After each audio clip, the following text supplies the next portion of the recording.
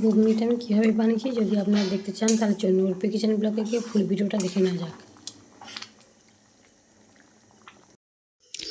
দেখো বন্ধুরা, মটরটা ভিজিয়ে রেখেছিলাম সকাল থেকে, মটরটা সিদ্ধ করব। এখানে আলু টমেটো কেটে নিয়েছি, আর এখানে আদা রসুন পেঁয়াজ শুকনো লঙ্কা তেজপাতা সব একসঙ্গে নিয়ে নিয়েছি। এবারে ঘুগনি বানাবো, কিছুটা রুটি বানাবো।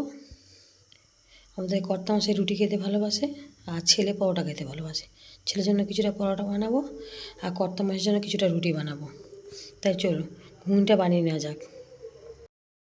আটাটা মেখে নিয়েছি, মেখে লেচিগুলো কেটে নিয়েছি।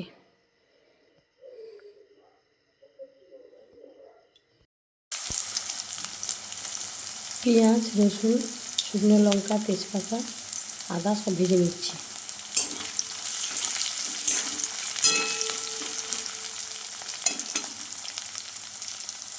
দিয়ে দেবো একটু কালো জিরে ফোড়ন।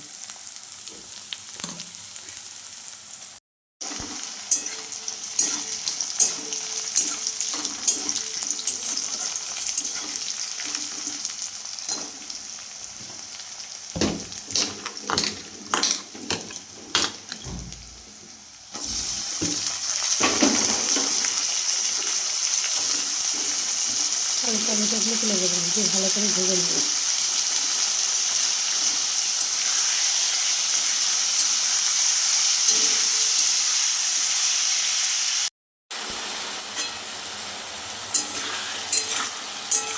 টমেটো আলুটা তুলে দিয়েছি, স্বাদ মতো লবণ দিয়ে দিয়েছি। এবার এইটাকে ভেজে নেব।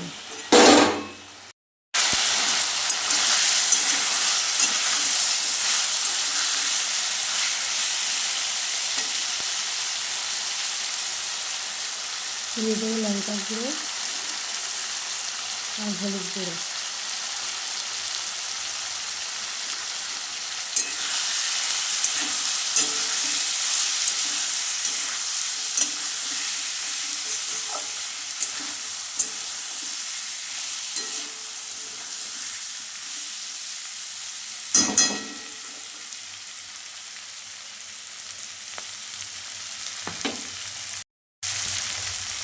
মটরগুলো দিয়েও ভেজে নেব।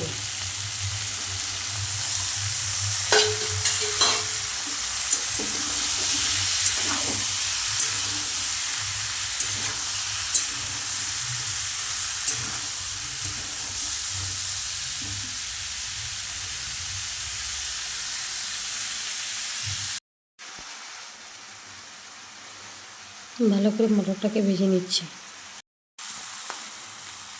ভালো করে ভেজে নিচ্ছি। দেখো বন্ধুরা, আলু মটরটা কষা হয়ে গেছে। আর একটু কষে জল দিয়ে দেবো। জল দিয়ে দিলাম, এবার একটা ঢাকনা দিয়ে দেবো। তরকারিটা হয়ে আসলে সামনে এসে কেশরি মেথি দেবো একটু।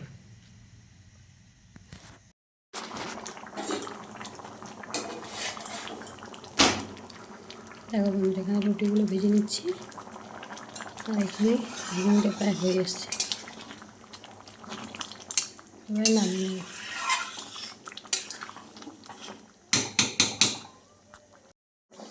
ঘুগনিটা হয়ে এসছে, একটু কেশরি মেথি দিয়ে নামিয়ে নেব। দেখো বন্ধুরা, এই যে ঘুগনি আর এই রুটি রেডি হয়ে গেছে। যদি আপনাদের ভালো লেগে থাকে তাহলে আমার চ্যানেলটি সাবস্ক্রাইব করে দেবে, ফেসবুক থেকে লাইক কমেন্ট শেয়ার করে পাশে থেকো। দেখা হচ্ছে পরের ভিডিও পরের রেসিপি নিয়ে। আজকের মতো টাটা, সবাই সুস্থ থেকো, ভালো থেকো।